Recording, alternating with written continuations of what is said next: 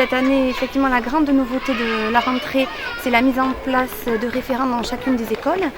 Donc nous avons un peu restructuré le service et l'organisation des employés communaux du service éducation, à savoir que dans chacune des écoles, un référent sera à la tête de l'équipe de cette école et sera un point relais pour tous les enseignants, les parents, les collègues.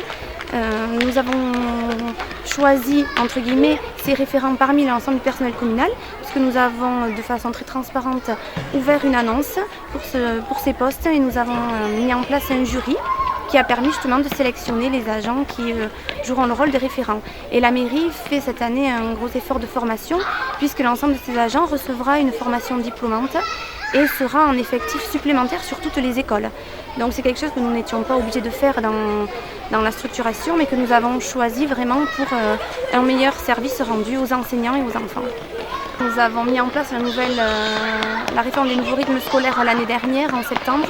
Le principal réajustement a été au niveau des enfants de maternelle, puisque toutes les personnes concernées, que ce soit les parents, les enseignants, les animateurs, disaient que les enfants étaient quand même très fatigués par cette nouvelle réforme et ces nouveaux rythmes.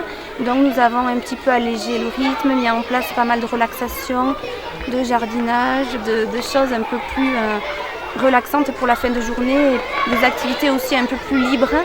Et cette année, nous allons passer une étape encore dans cette mise en place des nouveaux rythmes scolaires, puisque nous avons rédigé un projet éducatif territorial avec le comité de suivi qui regroupe enseignants, animateurs, parents, inspections et toutes les instances qui s'occupent de cette réforme. Tout le monde l'a validé et donc il fixe 4 objectifs principaux avec évidemment en ligne de mire le bien-être de l'enfant, le vivre ensemble et donc toutes les activités dans leur grande majorité vont être autour de ces objectifs. Et ce projet éducatif permet aussi d'évaluer le rendu de ces activités et le maintien de ces objectifs. Et les référents joueront justement un rôle majeur dans cette évaluation du projet éducatif territorial. D'abord, on veut rappeler que la municipalité d'Oloron-Sainte-Marie fait de l'éducation sa priorité absolue et qu'elle investit quand même chaque année aux alentours de 2 millions d'euros en fonctionnement et en investissement pour ces écoles. Cet été, nous avons profité des vacances scolaires, comme chaque année, pour réaliser les travaux les plus importants.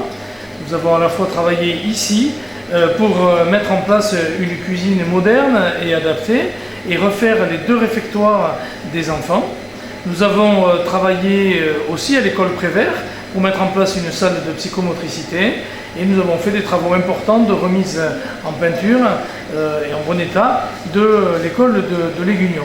Mais au-delà, la mairie d'Oloron-Sainte-Marie travaille aussi dans tous les autres domaines, l'informatisation, l'acquisition de mobilier que vous pourrez voir dans le réfectoire de cette école Xavier Navarro, les aides donc à l'acquisition de matériel scolaire, photocopie, etc.